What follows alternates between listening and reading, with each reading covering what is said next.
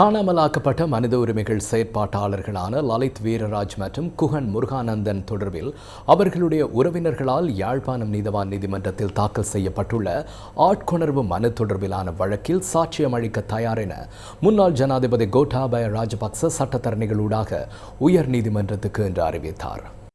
2011ஆம் ஆண்டு யாழ்ப்பாணம் அதிஉயர் பாதுகாப்பு வலயத்தில் இடம்பெற்ற இந்த காணாமல் போன சம்பவம் தொடர்பாக தாக்கல் செய்யப்பட்ட மேன்முறையீட்டு மனு உயர்நீதிமன்ற நீதியரசர்களான யசந்த கோதாகட, குமுதினி விக்ரமசிங்க மற்றும் ஷிரான் குணரத்ன ஆகியோர் அடங்கிய மூவரடங்கிய நீதியரசர்கள் குழாம் முன்னிலையில் இன்று விசாரணைக்கு எடுத்துக் கொள்ளப்பட்டது. தற்போதைய பாதுகாப்பு காரணங்களால் தனது சேவை பெறுநர் யாழ்ப்பாணம் நீதிமன்றத்தில் சாட்சியம் அளிப்பது கடினம் என இதன்போது கோட்டாபய ராஜபக்ச சார்பில் ஆஜரான ஜனாதிபதி சட்டத்தரணி ரோமேஷ் டி சில்வா கூறினார். இதன் காரணமாக கொழும்பில் உள்ள நீதிமன்றம் ஒன்றில் தனது சேவை பெறுநர் சாட்சியம் அளிக்க தயார் என ஜனாதிபதி சட்டத்தரணி இன்று நீதிமன்றத்தில் தெரிவித்தார்.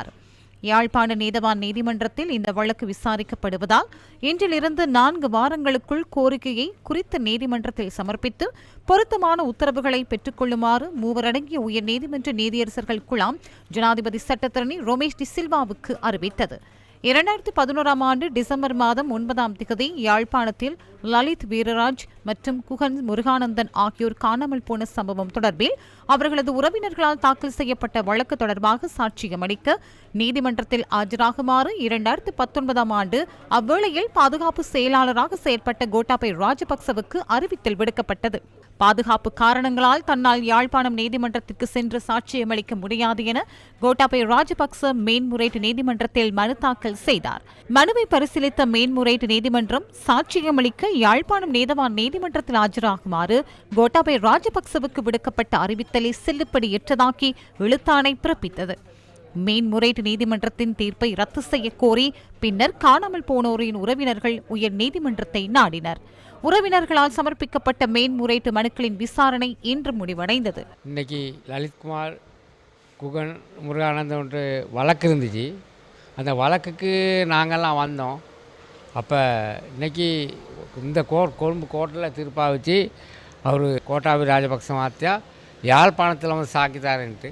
ஆனால் இவ்வளோ காலமாக அவர் சொன்னார் யாழ்ப்பாணத்தில் எங்களுக்கு கொஞ்சம் பயங்கரமாக இருக்குது, அதனால் நாங்கள் கொழும்பில் தான் வந்து சாக்கி கொடுப்பேன்ட்டு. ஆனால் இன்றைக்கி சொல்லியிருக்காரு கொழும்புக்கு ஏழாவது யாழ்ப்பாணத்தில் வந்து சாக்கித்தாருன்ட்டு. அவர் அடுத்த மாதம் வந்து சாக்கித்தாருன்னு சொன்னார். அதுலேயும் என்ன நடக்குதுன்னு பார்ப்போம். நல்லதான் நடக்கணும்னு நான் யோசிக்கிறேன். கோட்டாபய ராஜபக்ஷ வெனுවෙන් පෙනී සිටපු நீதி கோட்டாபய ராஜபக்ச யாழ்ப்பாணம் நீதிமன்றத்தில் சாட்சியம் அளிக்க தயாராக இருப்பதாக அவரது சட்டத்தரணிகள் நீதிமன்றத்திற்கு தெரிவித்தனர். அதன்படி இதுவரை சாட்சியம் அளிக்க விருப்பம் தெரிவிக்காத கோட்டாபய ராஜபக்ச இப்போது யாழ்ப்பாணம் நீதவான் நீதிமன்றத்தில் சாட்சியம் அளிக்க ஒப்புக்கொண்டுள்ளார். இருப்பினும் பாதுகாப்பு காரணங்களுக்காக கொழும்பில் அந்த சாட்சியங்களை வழங்க வேண்டும் என்பதே அவர்களின் தரப்பு கோரிக்கையாக அமைந்தது. அதன்படி யாழ்ப்பாணம் நீதவான் முன் இந்த கோரிக்கை முன்வைக்குமாறு உயர்நீதிமன்றம் உத்தரவிட்டது. எதிர்காலத்தில் ஒரு நாளில் நீதவான் நீதிமன்றத்தில் சாட்சியம் அளிக்க அவர்கள் தயாராக உள்ளதுடன் கொழும்பில் சாட்சியங்களை பெறுமாறு கோருவதற்கும் உள்ளனர். இது தொடர்பாக 4 வாரங்களுக்குள் நடவடிக்கை எடுக்குமாறு நீதிமன்றம் உத்தரவிட்டுள்ளது. ඉල්ලීම කරන්න නියමිතයි. ඒ සම්බන්ධයෙන් සති 4ක් ඇතුළත තුල පියවර ගන්න කියලා අධිකරණය නියෝග කරා. கோட்டாபய ராஜபக்ச முன்னாள் ஜனாதிபதி மற்றும் பாதுகாப்பு அமைச்சின் முன்னாள் செயலாளர் கோட்டாபய ராஜபக்சவுக்கு எதிராக எத்தனை கதைகள் எடுத்தாலும் நீதிமன்றத்தில் ஒரே ஒரு வழக்கு மட்டுமே உள்ளது. அதுவே லலித் குகன் வழக்கு. அந்த வழக்கில் அவரை சாட்சியாக கொண்டு வருவது நீதியை எதிர்பார்ப்போருக்கு கிடைத்த வெற்றியாக நாங்கள் கருதுகிறோம். இவ்வாறு குற்றம் சாட்டப்பட்டவர்களுக்கு எதிராக குற்றவியல் வழக்குகளை தாக்கல் செய்ய அரசாங்கம், சட்டமா அதிபர், போலீசார் மற்றும் குற்றப்புலனாய்வு திணைக்களங்களுக்கு வலியுறுத்தி எமது செயற்பாடுகளை முன்னோக்கி கொண்டு செல்கின்றோம். අපේ ක්‍රියාමාර්ග අපි ඉස්සරහට ගෙනියනවා.